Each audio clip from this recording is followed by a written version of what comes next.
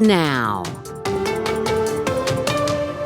Good evening. We begin tonight with breaking news out of Mesa, where a crash has shut down part of the Loop 202.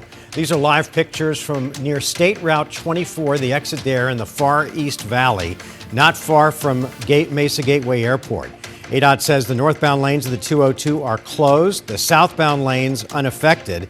It's still unclear if anyone's been hurt or when the lanes could reopen. ADOT says drivers should definitely expect delays and avoid the area if possible. Tonight, a teenager is facing a second-degree murder charge in connection with last week's shooting at Desert Sky Mall. The shooting left one teen dead and another seriously hurt. Thanks for joining us tonight for 12 News at 10. I'm Mark Curtis. And I'm Kadiva Devine. And this is just one case in a recent string of gun violence involving teenagers, which begs the question, how are teens getting their hands on guns? It's a good question. 12 News journalist Gabriella Becerra is here with more. Gabby, what's going on? Well, Mark Rebe, Maricopa County Attorney Rachel Mitchell says that she often sees teens on both sides of a crime as suspects and victims, and that's the case in the mall shooting. She's calling on changes that will keep teens away from violence. A spike in gun violence involving teenagers is a primary concern for Maricopa County Attorney Rachel Mitchell. Young people are getting a hold of guns and using them at an alarming rate. One of the most recent cases involves a 15-year-old boy accused of opening fire on a group of people at Desert Sky Mall last Tuesday. 12 News isn't identifying the teen since he's a minor. According to Phoenix police, surveillance video shows him in an argument near a mall kiosk before allegedly pulling out a gun and firing at the group. The shooting left a 17-year-old boy dead and a 16-year-old boy seriously hurt. Newly obtained court records reveal the accused teen is facing 6 felony counts, including second-degree murder and aggravated assault. For juveniles 15 years or older, Arizona law requires these charges to be filed in adult court. They're making decisions that not only carry serious consequences, but will follow them, because many of these crimes call for charging juveniles as adults. According to Mitchell's office, 150 juveniles were charged as adults in 2025. 87% of those cases were violent crimes or involved guns. It is happening too often, and our juvenile division in this office sees cases of teenagers with firearms nearly every day. Mitchell didn't specifically speak on the Desert Sky Mall shooting, but I asked her and police chiefs from across the valley where teens are getting a hold of guns. Thefts from the vehicles, the burglaries, that's a lot where we're seeing these things. And they say teens often sell and trade the weapons amongst themselves. They are buying and selling them via social media, which also puts them in peril just to have a gun deal. We've seen a number of those go very, very wrong. Both Mitchell and Valley Police chiefs are encouraging parents to monitor their children's activity on social media and to keep track of how their children are spending their time and who they're spending it with. In studio, Gabriella Becerra, 12 News. Gabby, thanks. New tonight, former Phoenix Police Chief Ruben Ortega has died. Ortega led the department from 1980 to 1991. He was the first Hispanic police chief in the city's history and ushered in a new wave of technology, including 911 service and fingerprint identification. After his time in Phoenix, Ortega went on to lead the Salt Lake City Police Department before coming back to the Valley in retirement. In a statement tonight, his family said in part, quote, "He never let anyone tell him what he couldn't become. He spent his whole life opening those same doors for others, for his children, for his 4 grandchildren, and for the generation of officers that he mentored into being chiefs of their own. We're grateful to the city that he loved and to everyone whose life he touched." Ortega was 86 years old. Tonight, fire crews are battling a new 100-acre fire near Flagstaff. The Papa Fire is burning 13 miles east of the city.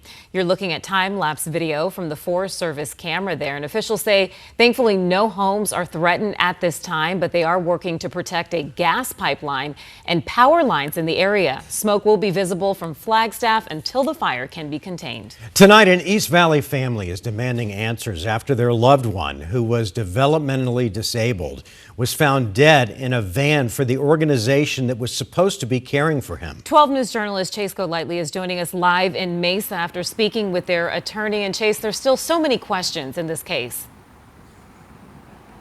Creepy, that's right. And the biggest question this family has is how could this have happened, knowing there are procedures in place to prevent it? It was about 104 degrees last week near Lindsay and Brown Roads in Mesa, where inside a van similar to this, 36-year-old Lorenzo Lopez's body was found. Lorenzo was very loved. He lived with a lot of immediate family members, and everybody is just distraught over what happened. Attorney Heather Bouchard, now representing his family, says Lorenzo is severely autistic, having mental and emotional disabilities since birth. For years, he's been going to ITC Personal In-Home Care, which is also known as Pathways for Life, that has locations all over the state, helping take care of individuals with autism, Down syndrome, and more. Lorenzo did go to Pathways for Life for a very long time, at least 15 years. Every day, Monday through Friday, would get picked up by Pathways at about 7:30 in the morning and dropped at home at 4:30 in the afternoon. And on June 4th, he did not come home. When Lorenzo didn't get dropped off, the family called the facility asking where he was. Shortly after, at around 5:45 p.m. Thursday, workers found him. At this time, we don't know Lorenzo's cause of death or just how long he was in the van. However, advocates and Bouchard tell me facilities like this have policies and procedures in place to make sure incidents like this never happen. This is very, in our experience, unprecedented. Absolutely. Something had to have gone wrong. Now working to find out what led to this deadly situation. Figuring out the truth of what happened. That's what the family really wants to know. How did this happen, and how can we make sure it doesn't happen again? Mesa Police says its homicide detectives are investigating. We also did receive a statement from Pathways the day after Lorenzo was found, telling us their thoughts and prayers are with his family and loved ones, and they are cooperating with the investigation. We're live in Mesa tonight. Chase Golightly, 12 News. Chase, thanks. New at 10, a suspected drunk driver is lucky to be alive after leaving a bar and then causing a serious crash at a different bar 5 miles away.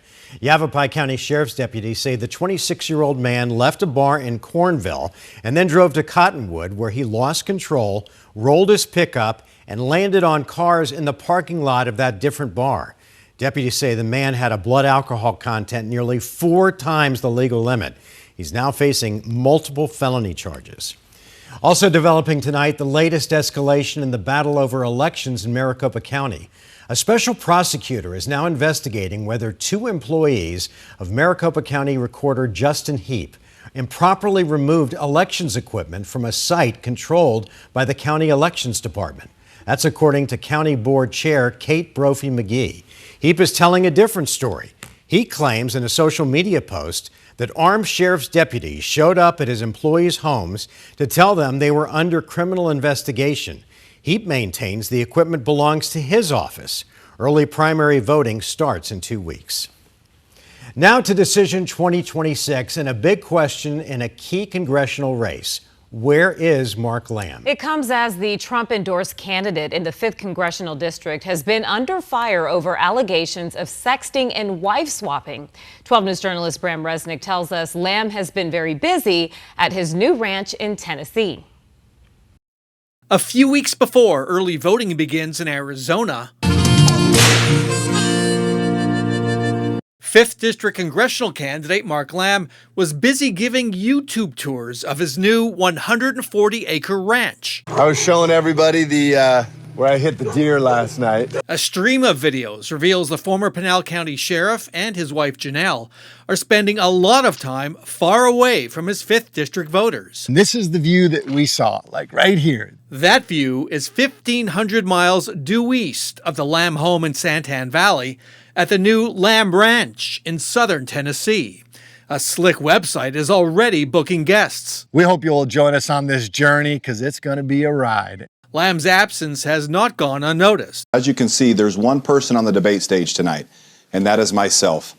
Mark Lamb continues to hide in the basement like Sleepy Joe Biden. The Trump-endorsed Lamb faces a well-funded opponent, East Valley homebuilder Daniel Keenan. Local news has reported on Mark Lamb's disqualifying behavior, sending pornographic images of himself and his wife to unwilling recipients. Keenan is spending $200,000 on TV ads promoting an Arizona Republic investigation of Lamb that includes wife-swapping allegations. Where's Mark Lamb? Hiding in his new multi-million-dollar home. Lamb says the ranch would cover lost income if he's elected to a $175,000 a year job as a member of Congress. We felt like this was the business idea that would replace the income that we will lose when we run for office. But there are unanswered questions about how the Lamb Ranch was paid for. Lamb's financial disclosure for Congress lists his annual income last year at $49,000.